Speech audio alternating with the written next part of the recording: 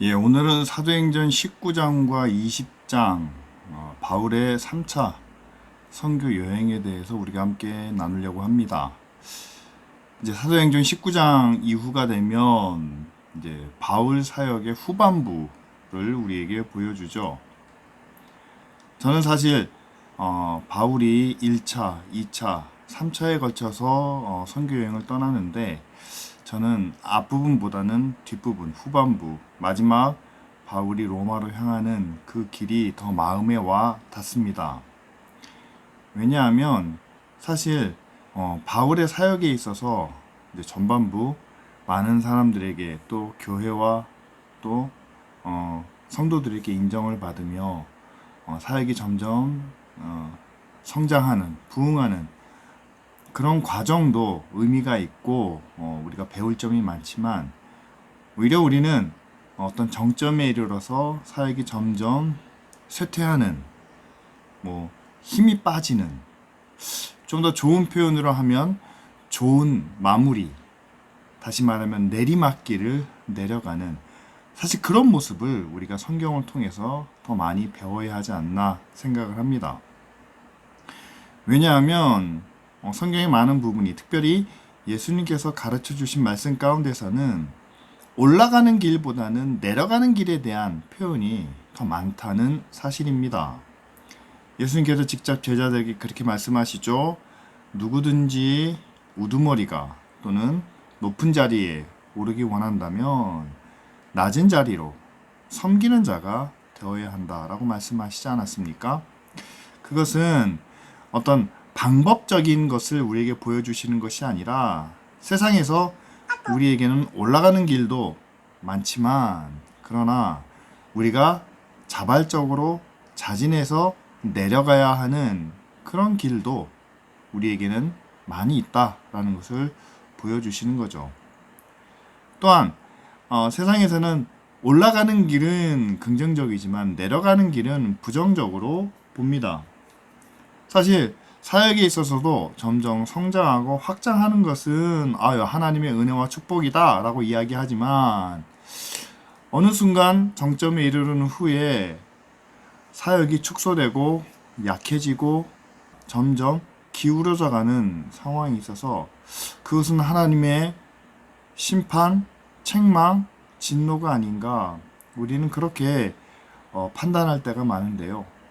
오늘 바울이 보여주는 그 사역의 모습은 이제 후반부에 있어서 바울의 사역도 점점 마무리 단계에 접어들고 있습니다. 그리고 그 마무리를 어떻게 할 것인가? 그랬을 때 주변에 많은 사람들이 바울에게 조언을 합니다.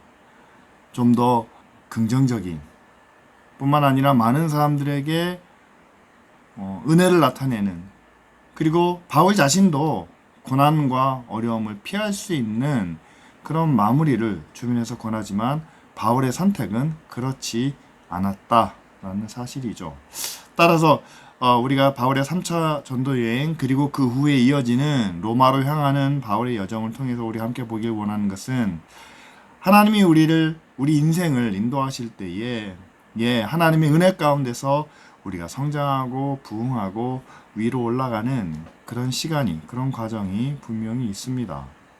그러나 그런 때가 지난 후에는 우리가 올라갔던 그 자리에서 내려와야 하는, 힘이 빠지고 축소되고 위축되는 그런 시간, 그런 때가 분명히 우리에게도 있는데 세상에서는 올라가는, 성공하는 방법에 대해서는 굉장히 많은 가르침과 지혜와 지식이 있습니다. 반면에 내려가는, 세력이 줄어들고 위축되고 힘이 빠지는 그때에 과연 우리는 어떤 선택 또 어떤 마음을 가져야 되는가에 대해서는 사실 세상에서 그렇게 잘 가르쳐주고 있지 못하다는 사실이죠. 그런데 교회에서마저 그 부분을 우리가 제대로 배우지 못한다면 여러분 요즘 어떻습니까? 교회뿐만 아니라 세상의 많은 지도자들이 올라가 하다가 결국 낭떠러지에서 뚝 떨어져 버리는 그런 비참한 마지막을 보여주고 있지 않습니까? 예수님의 사역도 여러분 십자가로 마감되는 것 같지만 그러나 예수님은 그 삶 자체가 섬기는 삶이었고 높이 올라가지 않는 스스로 자신을 낮추시는 삶이었습니다. 따라서 우리도 정말 우리가 다른 사람보다 더 높은 자리에 더 힘 있는 자리에 또한 많은 것을 소유한 자리에 있었을 때 정말 우리의 마지막을 예수님처럼 내어주고 섬기고 그리고 함께 베푸는 그러한 서서히 내려오는 그런 모습으로 나아갈 수 있도록 우리 사도행전 19장, 20장 바울의 공식적인 마지막 선교여행이죠. 그 선교여행을 통해서 우리가 함께 깨달아갈 수 있기를 원합니다. 3차 선교여행은 드디어 바울과 그 일행이 이제 그들이 원했던 아시아로 향하게 됩니다. 2차 전도여행과 마찬가지로 그들은 1차 여행지를 경유해서 이제 아시아 지역으로 갑니다. 그리고 그 아시아 지역에서 그들이 했던 사역 가운데 가장 대표적인 사역지가 바로 에베소죠. 자, 에베소에서 그들이 어떤 사역을 했는지 어떤 구체적인 내용은 나타나고 있지 않습니다. 아주 간결하게 기록되어 있어요. 자, 에베소에서 그들이 복음을 전할 때 많은 사람들이 요한의 세례는 받았지만 그러나 아직 그들이 성령이 계신 것을 알지 못했다라고 표현합니다. 요한의 세례는 잘 아시는 것처럼 죄사함의 은혜를 상징적으로 나타내는 말이죠. 그렇다면 성령의 계심을 알지 못했다라는 것은 그들이 죄를 용서받고 의롭게 되었지만 하나님이 그들과 함께 하심으로 누릴 수 있는 은혜와 축복과 또한 하나님의 자녀가 되는 권세는 아직 누리지 못한 것으로 우리가 생각할 수 있겠죠. 그래서 바울과 함께한 무리들이 이제 에베소에 있는 교회와 성도들을 향하여 예수의 이름으로 세례를 주자 그들에게 성령이 임하게 됩니다. 그리고 성령이 임한 결과가 방언과 예언의 은사로 나타나게 되죠. 그런데 여기서 사도행전에서는 특별히 이 에베소에서 바울을 통해서 방언과 예언의 은사가 나타나는데 그 은사를 받은 사람이 12명쯤 되었다라고 그렇게 구체적으로 적어놓고 있습니다. 자, 히브리어에는 숫자가 의미하는 바가 굉장히 다양합니다. 그래서 12명이라는 것은 굉장히 완전한 수를 의미하기도 하고요. 또 우리가 성경적인 의미로는 12명이다 하면 예수님의 12제자를 생각할 수도 있고요. 그 다음에 오순절 성령을 처음 받은 사람들이 함께 모여 기도할 때 120명이 함께 모여서 기도했다 라고 우리가 볼 수 있겠죠. 따라서 자, 예수의 이름으로 세례를 주자 방언과 예언의 은사가 나타나는 그 모습 그리고 12명 이것은 에베소에서도 예루살렘에서 일어났던 것과 비슷한 성령의 역사가 아주 흡사한 성령의 역사가 그들 가운데 나타났다라는 것으로 해석해 볼 수 있겠습니다. 그래서 바울과 일행이 그곳에서 약 3개월 동안 함께 사역을 하게 되죠. 그런데 역시 이 에베소에서도 바울을 반대하는 사람들이 있었습니다. 그래서 에베소에는 제자들을 남겨두고 이제 바울은 두란노로 이동하게 되죠. 이렇게 아시아에서 바울과 그 무리가 함께 사역했던 총 기간이 약 2년 정도라고 나와 있습니다. 그리고 그 사역을 통해서 많은 유대인과 헬라인들이 예수 그리스도의 말씀을 들었다라고 이렇게 이야기를 하죠. 여러분, 지도에서 보는 것처럼 그 아시아 지역을 여러 도시를 바울과 그 일행들이 다녔지만 그 도시 하나하나를 구체적으로 기록하지는 않았습니다. 굉장히 짧고 간결하게 에베소에서 있었던 사건을 중심으로 해서 기록해 놓았죠. 하지만 바울의 3차 전도 여행이 얼마나 큰 영향을 미쳤는지는 우리는 다른 성경책에서 살펴볼 수가 있습니다. 바로 요한계시록이죠. 자, 요한계시록 앞부분에서 요한이 받은 계시 가운데 이 땅에 있는 7교회를 특별히 선택해서 그 교회에 대한 하나님의 계시를 말씀하시는데 바로 그 7교회가 아시아 지역에 있는 교회들이었습니다. 자, 왜 특별히 아시아 지역에 있는 교회가 사도 요한의 계시 가운데 나타났을까? 그것은 뭐 다른 여러 가지 이유도 있겠지만 아마도 바울이 그렇게 가고 싶어 했던, 또한 바울이 2년 동안 말씀을 전했던 그 아시아 지역의 교회들, 그 교회들이 특별히 상징적인 의미를 갖지 않았을까? 우리는 그렇게 생각해 봅니다. 자, 너무 짧게 기록된 것이 아쉬웠는지 바울이 아시아에서 했던 사역에 대해서 특징적으로 묘사하는 부분이 그 뒤에 나타납니다. 특별히 바울과 함께 했던 사람들이 놀라운 능력과 기적을 많이 나타냈다라고 표현하는데요. 몇 가지 사례가 나타납니다. 바울이 사용했던 손수건 또는 바울이 입었던 앞치마를 통해서도 치유가 나타나고 또한 귀신이 떠나는 그런 고침받는 역사가 나타났다는 사실이죠. 자, 이런 모습들이 나타나니까 현지에 있던 유대인 마술사들도 자, 바울을 인용하기 시작합니다. 바울이 전파하는 예수의 이름으로 그들도 능력을 나타내는 그런 일들이 생겼다는 사실이죠. 따라서 과연 바울이 전하는 예수가 얼마나 위대한지, 그 이름이 얼마나 큰 능력이 있는지 이렇게 시험해보는 그런 사례들도 생겼다는 사실입니다. 그런데 이렇게 예수의 이름을 시험하는 일에 대해서 한 가지 경고의 메시지를 주고 있습니다. 말씀에 나타나는 스게와라는 사람, 말씀에 나타나는 스게와라는 사람, 그의 7 아들들도 바울이 행하는 놀라운 능력을 보고 바울이 전하는 예수의 이름으로 시험하려다가 귀신 들린 사람이 이렇게 얘기하는 거죠. 나는 예수도 알고 바울도 아는데 너는 누구냐? 라고 하면서 오히려 귀신 들린 사람에게 이 7 아들들이 제압을 당하는 그런 모습이 성경에 기록되어 있습니다. 자, 이건 뭘 의미하는 걸까요? 여러분, 바울이 전하는 예수의 이름에는 분명한 능력이 있습니다. 그런데 그 능력이 과연 예수의 이름에 한정되어 있는 걸까요? 아니면 그 이름을 전하는 바울로부터 나오는 것일까요? 과연 왜 바울은 예수의 이름으로 그렇게 큰 능력을 나타낼 수 있었을까? 그리고 바울의 제자들도 역시 마찬가지로 예수의 이름으로 능력을 나타냅니다. 그리고 그 제자들의 제자들, 그리고 지금에 있는 교회들도 예수의 이름으로 능력을 나타냅니다. 그렇다면 그 이름의 능력은 과연 어디에서 나오는 것일까? 우리가 한번 생각해 봐야 되겠죠.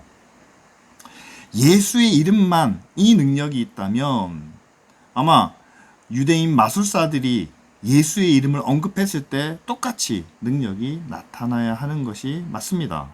그러나 스게와의 7 아들이 경험하는 것처럼 그들이 아무리 예수 이름을 말해도 능력은 나타나지 않고 오히려 반격을 당하는 모습을 보게 되죠.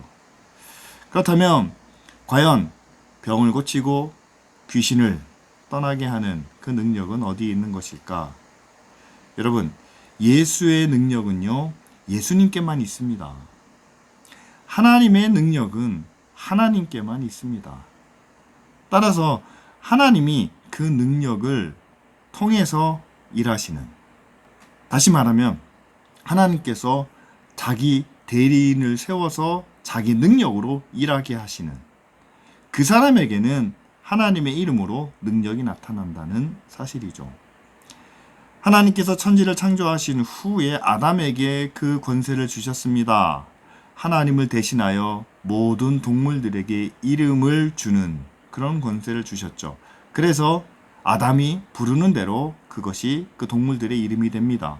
얼마나 큰 권세인가요? 얼마나 큰 능력입니까?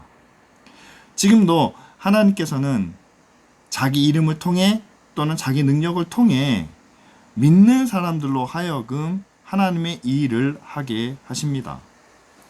자, 그렇다면 지금의 교회가 하나님의 일을 한다라는 그런 분명한 믿음을 가지고 하나님의 일을 위하여 하나님의 이름으로 우리가 능력을 나타낸다. 우리가 섬김을 한다. 봉사를 한다. 구제를 한다고 했을 때 그 결과적으로 나타나는 것은 그 일을 실천하는 교회의 능력이나 사람의 능력보다는 그 교회와 또한 그 사람을 통해서 일하게 하시는 하나님의 능력이 나타나게 된다는 사실이죠. 능력이 있는 것은 하나님이시고 능력이 있는 것은 하나님의 일을 통해서 나타난다는 사실입니다. 따라서 우리는 예수의 이름만 부르는 것이 아니라 예수님께서 주신 약속을 또한 예수님께서 허락하신 그 일들을 행할 때 우리는 그 약속에 따라 그 말씀에 따라 권세를 사용할 수도 있고 또한 그 권세를 누릴 수도 있다. 그래서 오늘 말씀 가운데 바울과 그 제자들이 나타내는 예수의 이름으로 행하는 권세는 단지 이름을 부름으로 권세가 나타나는 것이 아니라 그들이 바울과 함께 하는 모든 사역이 그것이 자기의 사역이 아니라 예수의 말씀대로 하는 사역이었고 뿐만 아니라 그것을 통해서 얻고자 하는 결과도 자신의 명예나 자신의 이름이나 또한 자신의 인정받고자 하는 그런 사사로운 뜻이 아니라 예수의 말씀을 전하고 그로 인하여 하나님의 영광을, 하나님의 의를 세상에 나타내는 하나님의 뜻에 따르는 일이었기 때문에 당연히 하나님의 일에는 하나님의 권세와 능력이 나타난다. 우리는 그렇게 볼 수가 있습니다. 스게와 일곱 아들은 단지 그 이름을 시험하려고 했다는 사실이죠. 목적도 없었습니다. 결과에 대해서도 예수의 이름을 시험하다가 그것이 이루어지면 자신들이 능력이 있다는 것을 자신들에게도 그와 같은 일이 일어난다는 것을 드러내고 자랑하고자 하는 목적에는 아무것도 없었죠. 그들에게는 예수의 능력이 하나님의 능력이 나타나지 않는 것을 우리는 알 수가 있습니다. 지금의 교회도 우리가 하나님의 권세와 예수 그리스도의 능력을 나타내기 원한다면 단지 예수의 이름으로 구하는 것만이 아니라 구하는 것 자체가 하나님의 일이고 예수의 뜻이라면 그렇다면 하나님이 약속하신 말씀대로 또 하나님이 우리에게 허락하신 능력과 권세를 우리에게 주시고 또한 그것을 누리게 하시지 않겠습니까? 여러분, 우리가 하나님의 능력을 또한 하나님이 허락하신 그 권세를 나타내기 원한다면 우리가 하고자 하는 일이 지금 우리가 살아가는 목적이 과연 예수와 동행하고 있는지 그분의 말씀이 내 안에 있고 내 자신이 그분 안에 있는지 우리가 한번 돌아봐야 될 줄로 믿습니다. 따라서 여러분 예수의 이름으로 나타나는 능력 그 능력은 과연 어떠한 상황 속에서 어떠한 조건으로 나타나야 되는지를 오늘 스게와의 일곱 아들을 통해서 우리가 함께 볼 수가 있겠죠. 그렇게 예수의 능력이 많이 나타나는 가운데 또 한 가지 사건이 벌어지는데 에베소의 많은 마술사들이 지금까지 자기들이 공부하고 연구해왔던 책들을 한꺼번에 모아서 그것을 불태우는 사건이 벌어집니다. 얼마나 많은 책이 모였든지 그 책값만 다 합쳐보니까 은으로 5만이 넘는 그런 엄청난 양이 모였다는 사실이죠. 그런데 여러분 이들은 그냥 평범한 사람들이 아니라 에베소에서 능력을 나타내는 그런 마술사들이었습니다. 그들이 사람들 앞에서 자신들이 공부해왔던 자신들이 따라왔던 그 모든 책들을 불에 태우고 있습니다. 그것은 뭘 의미하는 걸까요? 자, 이제까지 자신들이 공부해왔던 그 모든 것들이 헛되다는 것을 인정하는 부분이죠. 바울이 행하는 예수의 능력, 하나님의 권세 앞에서 자신들이 지금까지 했던 그런 것들은 자신들이 보여줬던 능력은 이것은 작은 속임수에 불과하고 큰 가치가 없는 그런 무가치한 것이었다라는 것을 인정하는 그런 부분들입니다.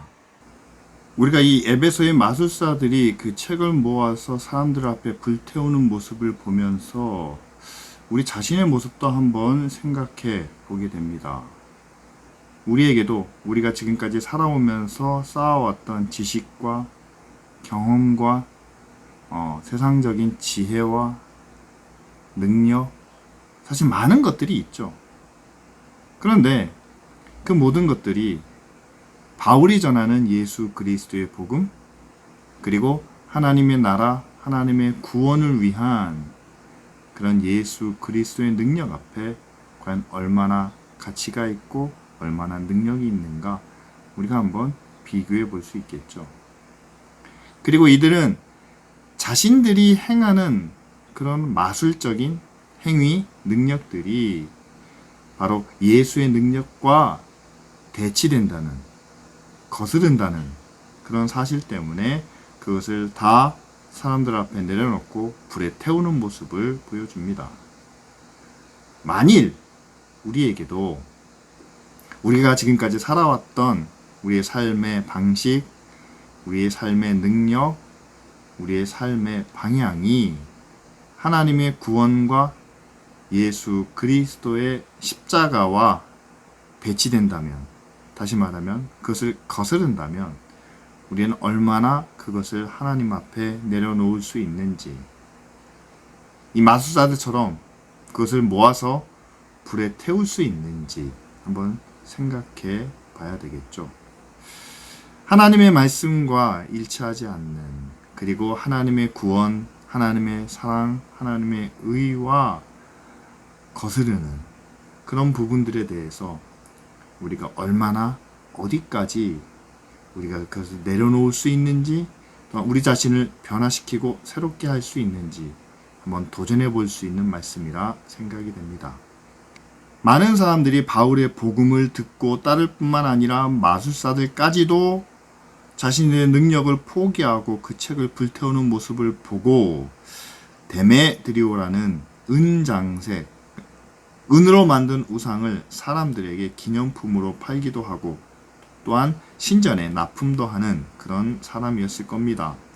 그런데 바울이 전하는 복음이 많은 사람들에게 영향을 끼치고 뿐만 아니라 능력을 나타냈던 마술사들까지도 자신들의 책을 불태우는 그런 상황이 벌어지자 지금까지 아무 일 없이 살아왔던 자기 생업이 위협을 당하는 것을 느끼게 되었죠. 그래서 이 데메드리오가 중심이 돼서 사람들을 선동해서 바울과 함께 있었던 가이오와 아리스타고를 끌고 가게 됩니다. 당시 재판을 벌였던 그런 연극장으로 끌고 가게 되죠. 그리고 바울은 주변 사람들로부터 보호를 받아서 그 연극장 밖에 머물게 됩니다. 자, 여기서 우리가 알 수 있는 것은 이거죠. 하나님의 큰 능력이 나타나면 반드시 그에 대한 저항도 있다는 사실입니다. 교회가 하나님의 영광을, 하나님의 은혜와 사랑을 주변에 나타내기 시작하면 반드시 그에 대한 저항이, 반대하는 사람들이 꼭 나타나기 시작하죠. 그런데 반대하는 사람들의 무리가 일사불란하지 못했다는 사실입니다. 자, 오늘 말씀해 보면은 이렇게 이야기를 합니다. 이 데메드리오가 사람들을 선동하여 끌고 갑니다. 바울과 함께 있었던 가이오와 아리스타고를 끌고 갑니다. 반면에 바울과 함께 했던 제자들은 거기서 빠져 있다는 사실이죠. 그리고 사람들을 선동하는 데 있어서 분명한 이유와 근거를 제시하지 못했습니다. 따라서 데메드리오의 말을 듣고 그들이 연극장까지는 왔는데 거기서 과연 우리가 어떠한 일로 어떠한 문제를 가지고 이 가이오와 아리스타고를 재판할까라고 했을 때 사람들이 이 사람은 이런 말을 하고 저 사람은 저런 말을 하는 그런 일관성이 없는 모습을 보여주고 있다는 사실이죠. 그리고 이들을 따라왔던 많은 사람들 가운데 태반이 그들이 과연 왜 모였는지조차도 알지 못했다라고 성경은 이야기를 합니다.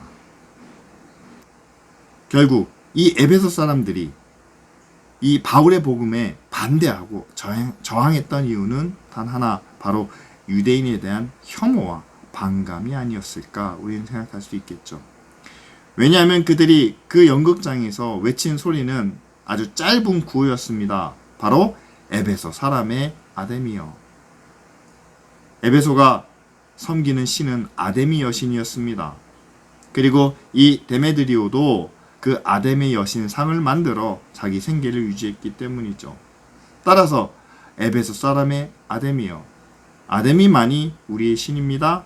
아데미 신 아래 에베소가 있습니다. 라는 의미로 이 구호만 2시간 동안 외쳤는데 과연 그것이 그들을 하나 되게 만들었을지는 모르겠지만, 그러나 가이오와 아리스타고의 죄와 또한 그들이 잘못한 것에 대해서는 아무것도 밝혀내지 못했다는 사실이죠.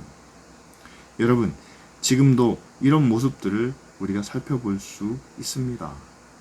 특별히 정치적인 모임에서 그들이 구호를 내세웁니다. 그런데 그 구호는 어떤 상징적인 자신들을 하나로 만들어줄 수 있는 그런 내용은 가지고 있습니다.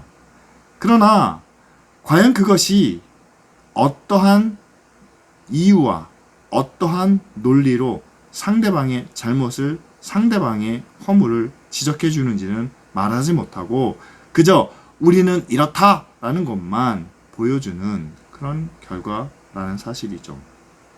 따라서 지금 데메드리오가 일으킨 이 소동은 그들을 하나로 뭉쳐주는 그런 구호에 의한 것으로 결국에 바울과 함께했던 사람들의 어떠한 죄도 밝혀내지 못했다라는 사실입니다. 이후의 내용은 우리가 다음 주에 함께 살펴보도록 하겠습니다.